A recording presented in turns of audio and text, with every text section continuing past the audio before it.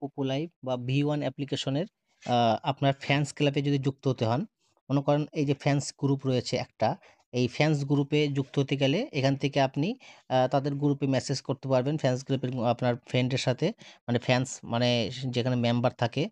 এ তো এখানটায় জয়েন করার জন্য ১০০ পয়েন্ট লাগবে। তো চলুন আমরা ১০০ পয়েন্টে আমরা আ ক্লিক করব। হ্যাঁ, ঠিক আছে? এবং আমরা এখান থেকে ফ্যান্স ক্লাবে যুক্ত হয়ে যাব। তো ক্লিক করছি, দেখেন এই যে জয়েন করে নিলাম ৩০ দিনের জন্য ১০০ কয়েন লাগবে।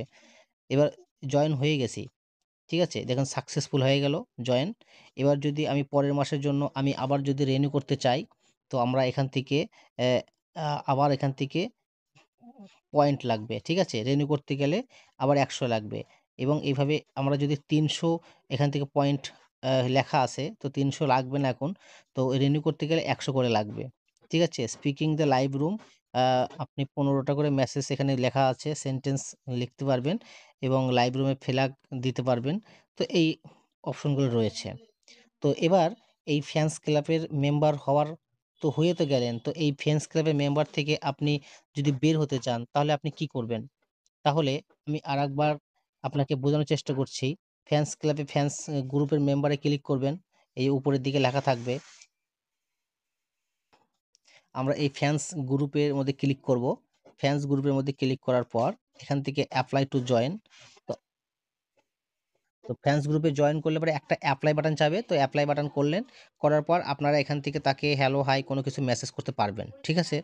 তো এবার আপনি এই ফ্যান্স গ্রুপের থেকে আপনি কিভাবে বের হবেন? তো আমরা ক্লিক করছি আরেকবার আপনাকে দেখাই।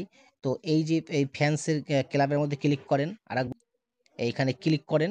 ক্লিক করার পর আমরা এখান থেকে এই সিস্টেমগুলো দেখে নিলাম কিভাবে কি সিস্টেম থাকে, ফ্যান্স গ্রুপে কি থাকে, লেভেল থাকে, হ্যাঁ? বিভিন্ন অপশন থাকে।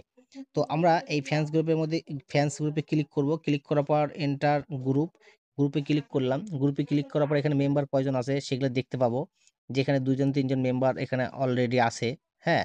তো এবার আমরা এখান থেকে ডিলিট অর এক্সিট চ্যাট এখানে ক্লিক করলেই আমরা এখান থেকে অ্যা বের হয়ে যাব।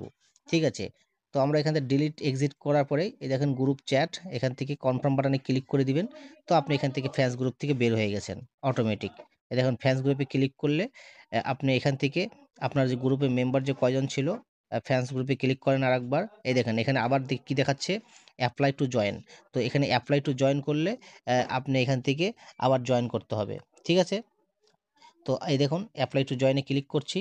এই দেখুন apply to join A click করলাম। এই যে আবার জয়েন, আবার যুক্ত হয়ে গেলাম। এখানে আবার হাই মেসেজ করতে পারছি। মেসেজ করলাম।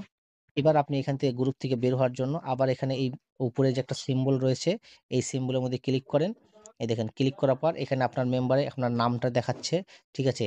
এবার এখান থেকে uh delete and exit chat group করে দিতে পারেন।